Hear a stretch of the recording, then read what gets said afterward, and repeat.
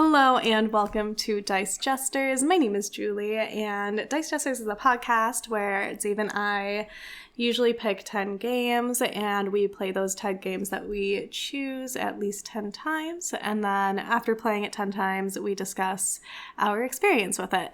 And through doing that, we've played, a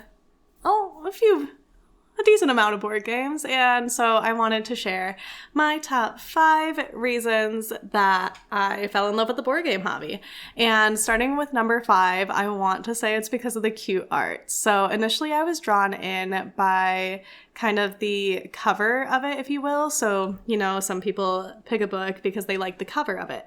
And that's kind of what started it. Well, Dave had shown me it and I was looking and I thought, oh, how cute. Like, this is so cute. Like the little mouse on it, or sometimes it would have cute little characters that I can't pretend. Oh, like Century Golem Edition. I loved the components of it because the crystals were really cute. And I remember all of season 1, every time Dave would bring something to the table, I'd just be like, I like it because it's cute. And that's true. I did like it because it was cute. But I have come to learn that you shouldn't judge a board game just like you shouldn't judge a book by its cover or by its cuteness.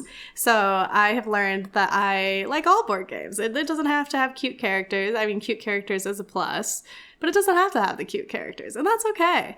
And so it's just an interesting thing to be able to find out my interest through the board gaming hobby, which leads to my 4th reason, and that is that I'm fascinated by board game designers. So like designers and just how they design the game, because a lot of the board games that we've been playing or that I have seen are usually like a passion project or something that they had played or made because they were doing it with somebody else or wanted to play a board game with somebody else and that board game didn't exist, or maybe they just had a passion for making board games. Hence, they made that board game, and I love that. I love that it's more in-depth than something like surface level, I guess. And there's a reason behind it. So the little intros that some of them have, sometimes it's not the intro, sometimes it's in the back of the rule book. Dave usually reads them to me, so I'm not 100% sure on the placement, but they'll say, oh, I made this game because I wanted to play games with my family, or oh, I made this game because I really enjoyed this trip here, or what have you. Their reasons for making the game is very interesting to me, and with Dave and I kind of wanting to get into that side of board games someday, it just kind of makes me laugh, especially when Dave goes, oh, I want to make a board game about aliens and pyramids, and we're just kind of bouncing ideas off of one another. So I just love that. I love the backstory. I love how they go from start to finish. I mean, they put their heart and soul into making games. So it's years of their time. Well, yeah, years. It's their time. It's their creativity. It's literally like sweat and tears that go into making board games. So it's so great to be able to play them and see the completed product or test the product, depending if people want to send us testers or not. But either way, it's amazing to see how their vision came onto the table, which leads me into number 3. So I know it's their vision and everything like that, but it is more fun than I thought it would be. So I kind of I don't particularly know how to describe it, but when it came to board games, I guess I preferred video games as opposed to board games, because video games would walk you through the rules, be told the rules and whatnot, as opposed to reading. For those who listen to the podcast, I do mention that I'm dyslexic, so that's why video games are a little bit easier because of the sound. Dave explains the games to me, so he took that hurdle away, and now I can just enjoy the games for how they are, and playing board games has been really fun. I actually prefer it over the digital version of games, and I think I prefer it because we're sitting down like physically together, and there's a board and we can touch the components and whatnot. I have learned that I have fallen in love with wooden components. I don't know if it's like a texture thing or what have you. I just love that noise, that like, it's like click, click, click. It's not supposed to be an ASMR video, but, I just want you to hear it, okay? I want you to enjoy it with me. So, yeah, I like the components. And I just work in chaos. Yeah, I work in lots of chaos. So the more a game has going on that has distractions, the better I do. And if a game is very straightforward and simple, like a card game, Dave usually beats me in those because I don't know why, but I can't focus on it because my brain tricks me and it makes me believe that I'm missing something, that there's something that has more to it and whatnot.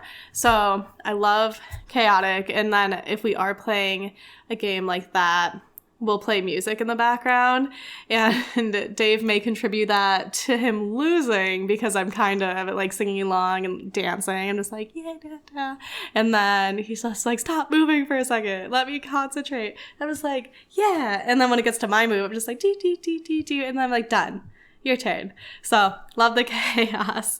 And the other thing that I learned about how just kind of my brain works is that I need to be able to come up with a plan. So, it has to be a game that takes a little bit longer so I can come up with something. That way, I can plan ahead and then get, I guess, I don't know what to really call it, but get something in motion.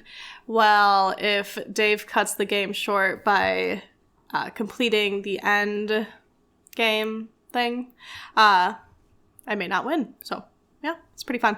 And then my final thing, which is my number one thing for falling in love with board games, is that I get to spend time with Dave. Like, I know that might sound sappy, but I love it. Like, I love that we both sit at the table together, and it's like a nightly routine at this point where we sit down, we learn about each other, we talk, we de-stress, and it's so refreshing.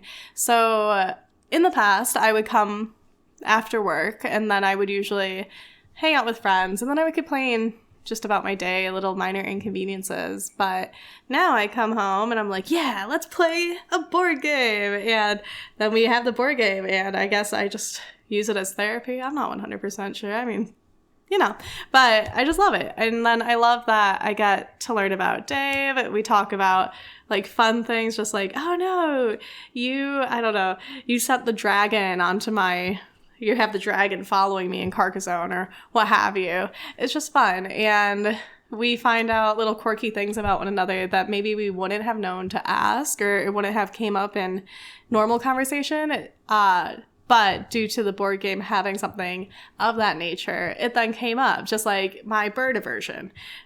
I would have never talked about my bird aversion until we played Wingspan. And I was like, oh, the birds. But, exposure therapy. I saw some pelicans today. Those were pretty neat. That's cool. I'm trying to make friends with Philip the crow. I named him Philip. He didn't tell me his name was Philip. I don't know. So, yeah. Those are my top 5 reasons on why I have fallen in love with board games. I would love to know how you got into board games, or a big reason that you love playing them. Feel free to add it to the comments, share with others, and just be sure to be kind. Maybe somebody came into board games for other reasons than you, and that's okay. Let them have their way. This is a welcoming community, and that's just another thing I love about the board gaming community, is that when there's a game that you may have in mind, somebody else may help you, and we all help each other, so it's really cool. If you would like to check out our podcast, though, our podcast is Dice Jesters, and that's on Apple Podcasts, Spotify, Pocket Cast, and, of course, the YouTube. And, as always, be sure to play games with the ones you love. Thank you!